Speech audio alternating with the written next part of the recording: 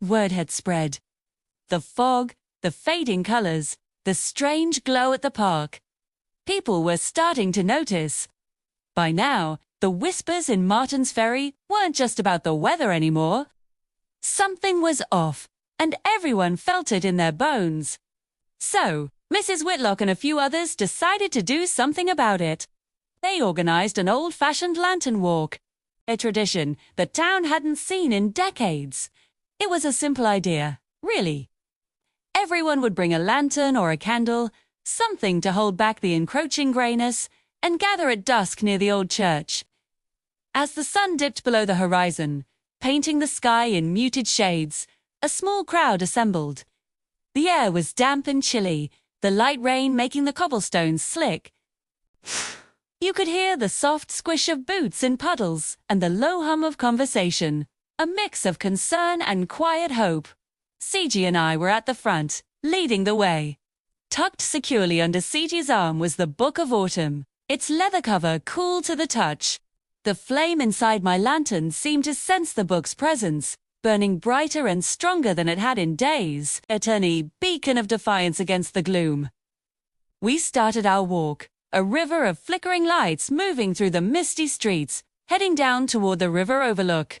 The path was familiar, yet tonight it felt different, almost sacred. As we reached the crest of the hill, something incredible happened. The thick, oppressive fog that had blanketed the town for so long began to pull back like a curtain being drawn. Below us, the Ohio River appeared, a ribbon of dark, polished silver under the soft glow of the moonlight. The whole group fell silent, a collective gasp rippling through the crowd as we stood there, just taking in the view. CG lifted her lantern high, its warm light casting long shadows on the ground. And then we heard it. Faintly at first, a sound carried on the wind. A violin. The melody was slow, almost mournful, yet beautiful. It felt ancient, like a song the earth itself was singing. I looked around, my heart pounding in my chest. "You hear that?" I whispered to CG. She simply nodded, her eyes distant. The sound of the harvest.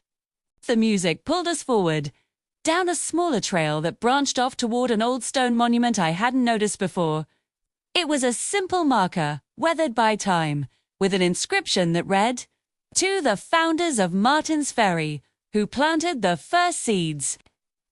As we got closer, the flame in Seji's lantern flickered and leaned toward the monument. Then, it split right down the middle. One half remained a fiery orange, while the other turned a brilliant, shimmering silver. Our eyes were drawn to the ground, just below the plaque. And there, nestled in the damp earth, was another glowing ember. This one pulsed with a soft blue light, like a piece of frozen fire. I knelt down, reaching out a hesitant hand. "The second flame," I breathed. Seji smiled, a look of understanding on her face. "Balance." As we carefully lifted the ember, the fog swirled around us. And for the first time in what felt like an eternity, the trees nearby flickered with a faint, but unmistakable, hint of color. A blush of red, a whisper of gold. It was a start. A sign that maybe, just maybe, we could bring the season back.